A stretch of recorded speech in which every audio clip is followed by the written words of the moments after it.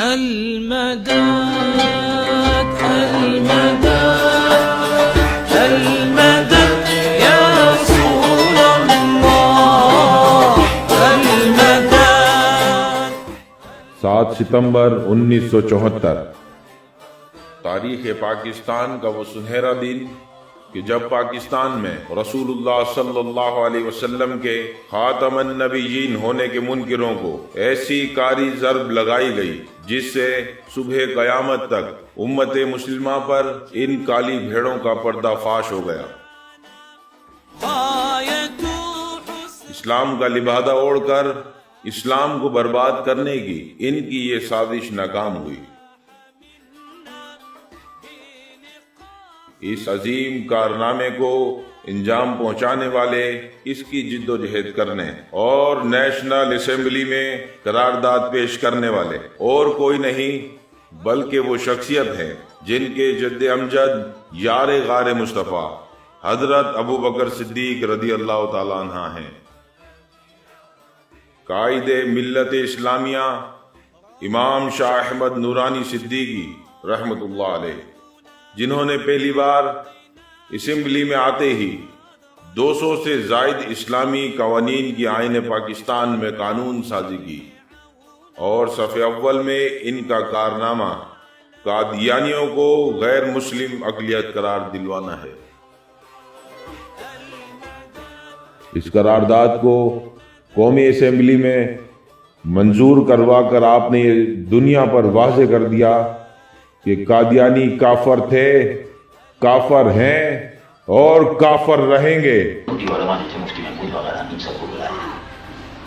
یہ لوگ یہ بھی کہتے ہیں کہ صاحب قادیانیت کا مسئلہ جو ہے وہ مختلف لوگوں نے فلاں مکتب فکر کے لوگوں نے حل کیا۔ میں نے ان سے ایک اجتماع تھا بڑا خصوصی، اس کے اندر وہ لوگ موجود تھے۔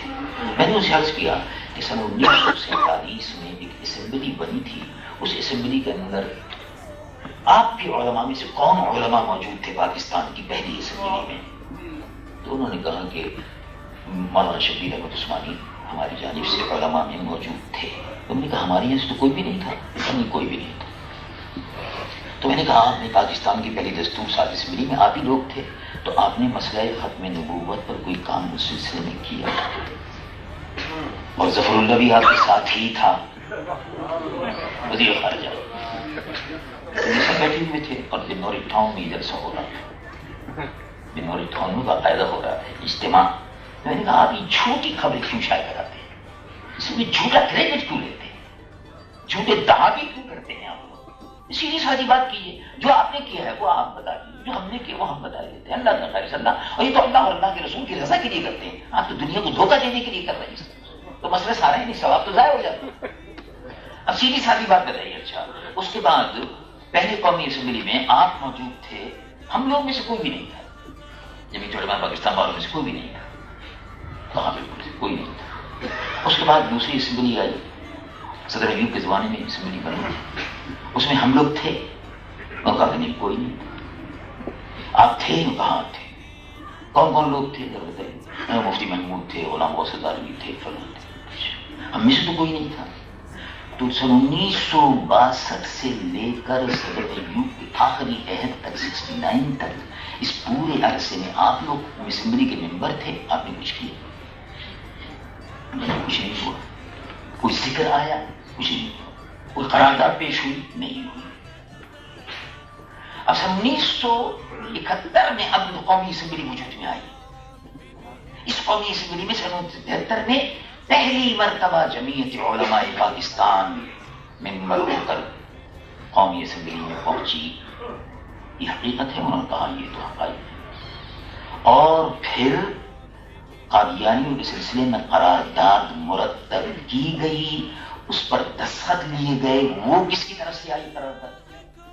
آپ نے بھی دستخط اس پر کی، آپ نے تو مرتب نہیں کی قرارداد۔ یہ قرارداد جو 2-3 دن کے مکمل عرصے مسلسل جدوجہد کے بعد مرتب کی گئی، پھر اس پر سب کے دستخط لیے، اور سب کے دستخط دینے کا مطلب یہ تھا کہ کمال اس دستخطوں میں یہ تھا۔ آج بھی خان عبد الولی خان سے اگر آپ بات کریں جا کے تو کہیں میں تو سیکولر ہوں، میں مذہبی معاملات میں نہیں پڑتا، لیکن آپ کو حیرت ہوگی سن کر کہ جب میں ان کے دروازے پر پہنچا وہ قومی اسمبلی کے ممبر تھے اور حزب اختلاف کے قائد تھے. میں نے کہا بات اصل میں یہ ہے کہ مجھے آپ کے دستخطوں کی ضرورت ہے. مسئلہ ختم نبوت کا ہے. آپ حضور کو نبی مانتے ہیں؟ آخر یہ نہیں مانتے. لیکن مانتا ہوں. میں نے کہا دستخط کر دیجیے. خان عبد الولی خان جو اس کا دستخط ہے. تو چنانچہ بہت سے لوگ یہ جو علماء تھے وہ کہتے تھے بھائی کمال ہے, تم نے سیکولر لوگوں سے دستخط کیسے کرا دی؟ میں نے کہا یہ تو حضور کی ختم نبوت کا معجزہ ہے. اور وہ وقت بھی آیا جب سیکولر وزیر اعظم ذوالفقار علی بھٹو نے آپ کی تائید کی. ہم نے آخر میں 1973 میں قرارداد میں پیش کی.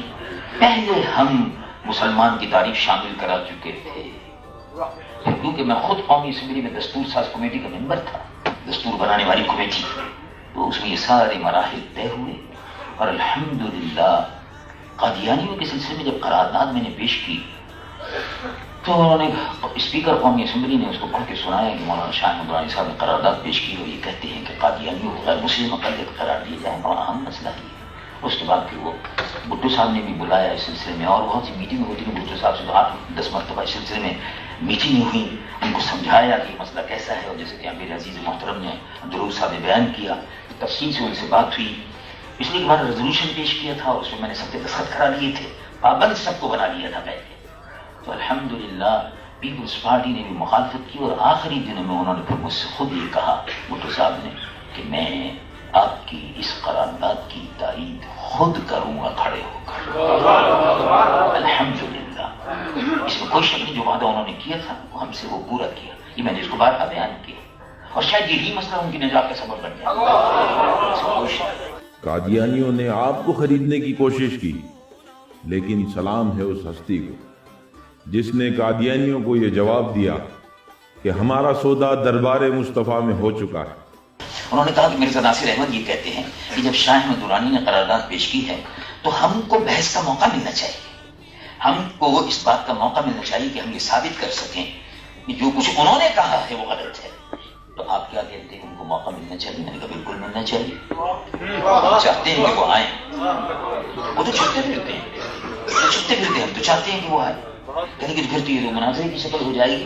میں نے کہا وہ یہی چاہتے ہیں کہ ایسے ہی کر لیں, اور یا پھر یہ کہ وہ اپنا بیان دینا چاہتے ہیں, ہم قومی اسمبلی کے ممبروں کو مطمئن کرنا چاہتے ہیں. تو پارلیمنٹ کا سیشن یعنی قومی اسمبلی کا سیشن ان کیمرہ ہوگا. چنانچہ ان کیمرہ یعنی مطلب یہ ہے کہ غیر متعلق لوگ نہ آنے پائیں, صرف ممبران قومی اسمبلی کے مسئلے کو طے کریں گی. پارلیمنٹ ان کیمرہ میں نے کہا فلاں سیکشن کے تحت آپ بلا سکتے ہیں, بلائیے, اس کو بھی بلائیے. اور میں نے کہا ابھی تو اس کا آیا ہے, وہ لاہوری جو ہے ان کا بھی آئے گا. ہمارا یہ خود ستائی نہیں ہے, ریزولوشن پیش ہو گیا اور اس کے گواہ میں نے کسی سے ذکر نہیں کیا تھا, لیکن مولانا نیازی صاحب اس کے گواہ ہیں اور وہ خود بھی, اور اسی طرح سے اور بہت سے لوگ اس کے گواہ ہیں. صوفی ریاض صاحب نیازی 8-10 لوگ اس کے گواہ ہیں. حکومت پاکستان کے ایک سیکرٹری جو ہیں انہوں نے مجھے ٹیلی فون کیا, وہ میرے جاننے والے ہیں, وہ کراچی کے تھے. انہوں نے ہی دوسرے لوگوں سے بیان کیا, میں نے کسی سے ذکر نہیں کیا تھا, مجھ سے ذکر کیا. کہا میرے مکان پر آپ تشریف لے آئے, تو بہت دن ہو گئے کھانا وانا نہیں کھایا, فرصت ہے آپ کو آج کل کسی کو؟ میں نے کہا کل آ جائیں گے انشاءاللہ, آج تو موقع نہیں ہے, کل آ جاؤں گا. چنانچہ کھانے کے لیے میں پہنچ گیا. وہاں 2-3 آدمی بیٹھے ہوئے تھے اور بریف کیس بھی تھا. انہوں نے کہا یہ لوگ آئے ہیں مرزا غلام احمد قادیانی کے سلسلے میں, یہ کہتے ہیں کہ ان کا نام اس سلسلے میں کہ مرزا غلام احمد کے ماننے والوں کو یہ نکال دیا جائے, غلام احمد قادیانی کا نام نکال دیا جائے, کانسٹیٹیوشن میں یہ نام آ رہا ہے. اور کیا چاہتے ہیں؟ میں نے کہا بس وہ یہ ہے, اور یہ جو لاہوری ورود ہے اس کا بھی نکال دیجیے آپ. تو ایک درمیانے قسم کا رکھیے جو لوگ عقیدہ ختم نبوت سے منکر ہو رہے ہیں. تو میں نے کہا بات اصل میں یہ ہے کہ نہیں, وہ بریف کیس موجود ہے, اس میں اتنا لاکھ روپیہ موجود ہے, 50 لاکھ کی کتنا. تو میں نے کہا بات اصل میں یہ ہے کہ وہ بہت زیادہ قیمت مل چکی ہے.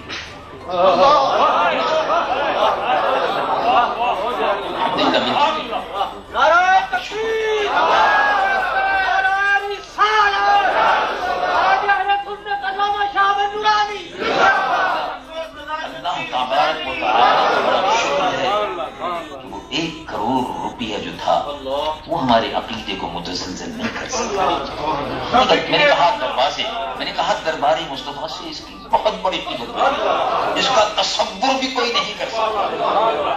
اور میں نے کہا آپ کے ذہن میں یہ بات کیسے آئی؟